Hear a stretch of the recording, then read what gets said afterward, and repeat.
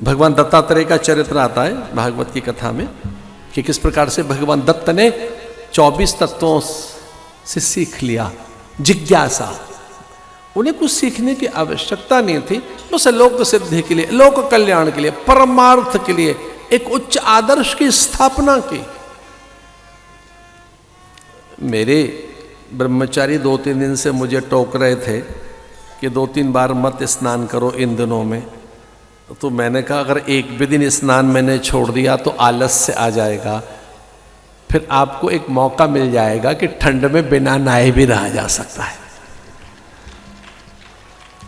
तो ये परंपरा का भी आदर है, भागवत का आदर है।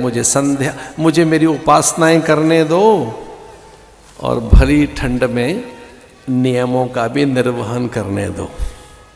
क्या ठंड है जो सियाचिन में, सारचू में, जो मेरे जवान द्रास में बर्फ में धसे हुए हैं, उस ठंड की कल्पना जब मैं करूं तो मुझे कोई ठंड नहीं लगती।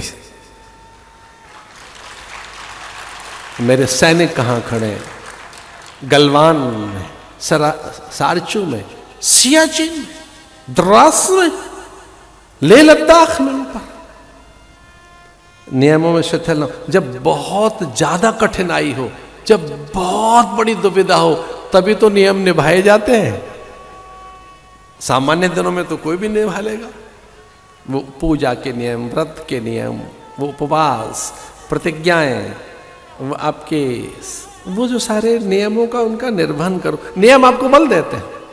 इसलिए भगवान दत्तात्रेय ने एक आदर्श स्थापित किया कि जिज्ञासा रखो और कहीं से भी सीखो, हर दिन सीखो, हर दिन कुछ अच्छा। ये भगवान दत्तात्रेय का उपदेश है जो मैं अभी आपको दे रहा हूं। भगवान दत्तात्रेय के इस उपदेश में एक पकड़ लीजिए, एक, पता है क्या? जो कल नहीं कर सके उसे आज करेंगे, अब भी करेंगे। जो कल नहीं कर सके उसे आज करेंगे, और जो कल करना था उसे भी आज ही करेंगे। तो मैं कल जो नहीं कर सका, जो मेरा कल जैसा था उसे बेटर आज हो। भगवान दत्तात्रेय का एक उपदेश बताऊं? स्पर्धा स्वयं से। बोलो, स्पर्धा स्वयं से। मतलब रीस करनी है, दौड़ लगानी है तो अपने से, अपने मुकाबले में अपने को ही रखो, किसी से मुकाबला मत करो। मुकाबले में किसी से मत करिए, अपने से करिए। क्या?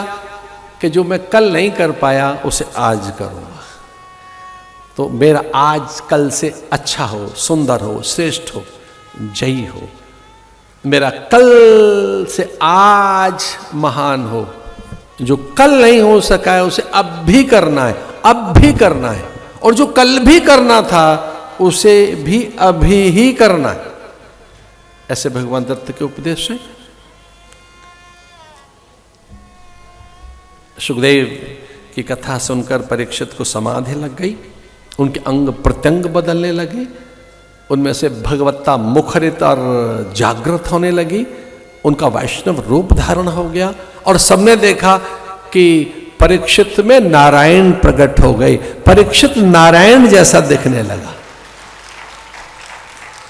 आता तक्षक उससे पहले तो समाधि लग गई परीक्षित को। गुरु की प्रतिज्ञा संपन्न हुई, सिद्ध हुई। सुखदेव मुनि ने प्रतिज्ञा की थी, सुखदेव मुनि ने यह सौगंध ली थी, उन्होंने शपथ ली थी कि जब तक मैं अपने शिष्य को ब्रह्म ज्ञान नहीं करा दूंगा, मृत्यु के भय से उसे मुक्त नहीं कर दूंगा, जीते जी उसे मुक्ति नहीं दे दूंगा, तब तक कथा चलती रहेगी, चलती रहेगी, चलती रहेगी। ये शिष्यों के लिए, भक्तों के लिए, जिज्ञासुओं के लिए, मुमुक्षुओं के लिए, सत्य पिपासुओं के लिए, उनके लिए जो कुछ अच्छा करना चाहते हैं, कथा चलती रहेगी। भले आज से 7 दिन के बाद आज यहाँ पूरी हो गई है, लेकिन ये ज्ञान यज्ञ, ये विचार यज्ञ, और ये चलता रहना चाहिए।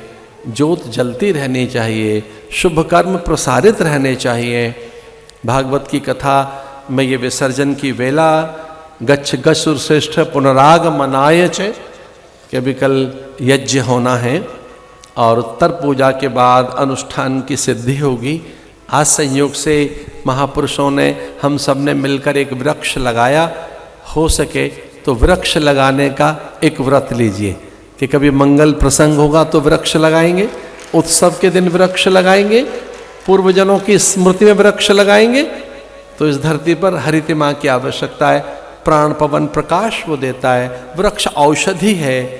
आइए भागवत का महात्मा का पहला श्लोक सुनाते हैं।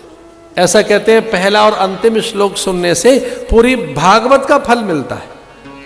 आइए अपने पूर्वजों को, जिन्हें आप कथा का फल देना चाहते हैं, उनको, किसी को भी, पितृ और देवताओं को, अपनों का स्मरण कीजिए।